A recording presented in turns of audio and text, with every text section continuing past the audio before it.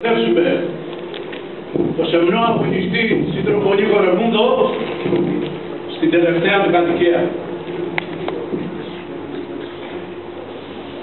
και να αποτίσουμε φόρο τιμής στη μνήμη του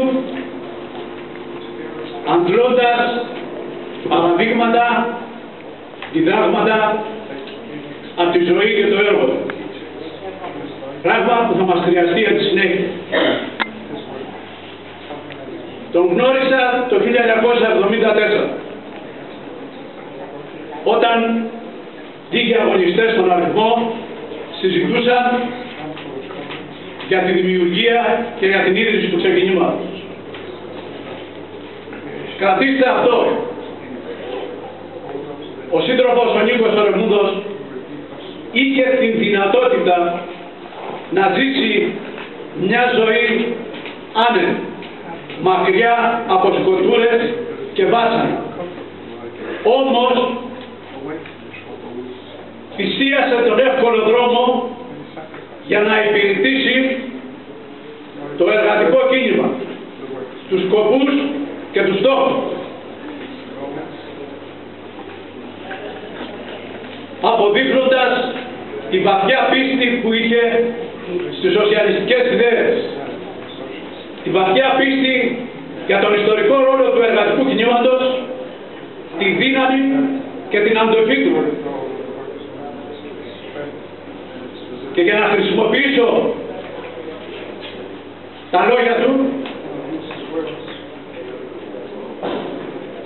πίστευε ότι παρά τα χτυπήματα, τις ήττες και τις προδοσίες που το κίνημα δέχεται, θα βρίσκει πάντοτε τη δύναμη να σηκώνεται στα πισινά του ποδάρια, ήταν η προσφυλή του έκφραση, και να βρίσκει τους δρόμους μέσα από τις χαραμάδες που η κοινωνική κρίση του συστήματος δημιουργούσε και να επανέρχεται ξανά στο προσκήνιο με νέες δυνάμεις, συνεχίζοντας την πορεία του προς τον ιστορικό του ρόλο.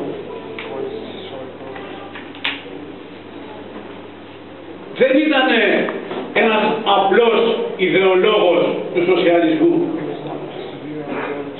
Ήταν ένας μαχητής για τον σοσιαλισμό. Πάλευε για να αλλάξει τον κόσμο, όχι να τον ερμηνεύσει. Πάλευε για το χτίσιμο μιας νέας διεθνούς, μέσα στα πλαίσια της Επιτροπής για μια εργατική διεθνή. Μέλος της Κεντρικής Επιτροπής της Διεθνούς για πάρα πολλά χρόνια. Σύνεδρος στα βασικά συνέδρια. Πάλευε για το χτίσιμο ενός νέου μαζικού εργατικού επαναστατικού κόμματος μέσα από τις γραμμές του ξεκινήματος.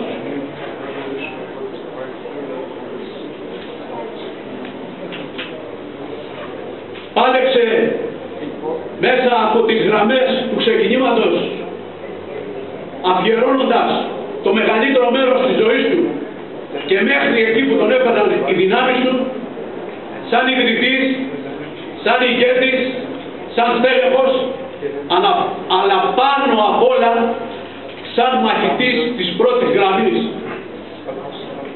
Ήταν μπροστά σε όλες τις δραστηριότητες της οργάνωσης.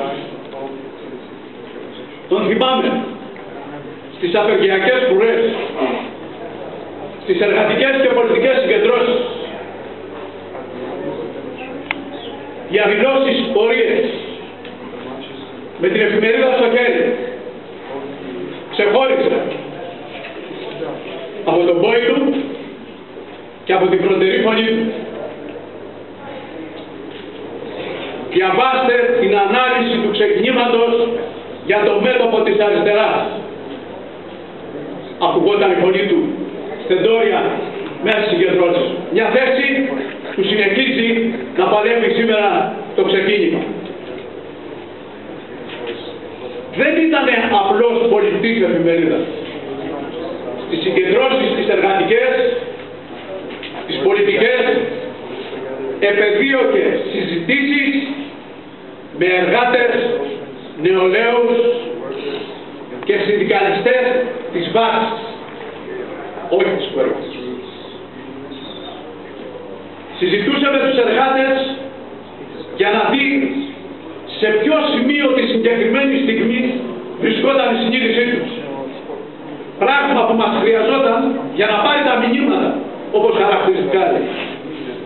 Πράγμα που μας χρειάζονταν για να μπορέσουμε να έχουμε σωστές αναλύσεις και σωστή προσέγγιση στην προβολή των συνθημάτων μας. Συζήταγε με τα απλά μέλη της οργάνωσης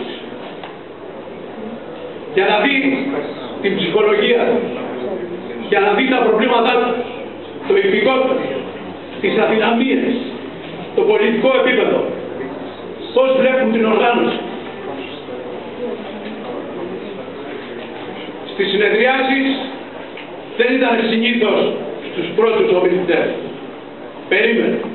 Ήθελε να ακούσει, να σχηματίσει, να ακούσει απόψεις, να σχηματίσει ολόπλευρη άποψη.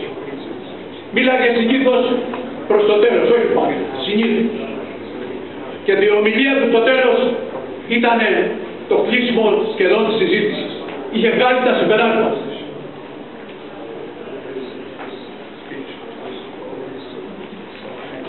Ήταν τα πρώτα χρόνια της συγκρότησης του ξεκινήματος ο ακούραστος μεταφραστής μας. Του χρωστάμε πολλά εμείς που δεν είχαμε την τύχη και την δυνατότητα να ξέρουμε εγγλέζικα για όλα αυτά που μας μετέφερε. Πανηγύρισε με έναν δικό του τρόπο, παιδικό ως έναν βαθμό, τις επιτυχίες της οργάνωσης, και την ίδια στιγμή ήταν σταθερός και ακλόνητος στις καμπές, στις αμπότιδες. Δεν είναι υπερβολή ότι είναι ο Νίκος μαζί με μια δράκα συντρόφου που κράτησε στα μαύρα χρόνια του 76-80 όρθιο το ξεκίνημα. Θα τον θυμόμαστε, συντροφοί και φίλοι, αναγκαστικά, γιατί η ζωή του και το έργο του είναι ένα παράδειγμα, ιδιαίτερα για τους νέους συντρόφους. Σύντροφε Νίκο, αντίο.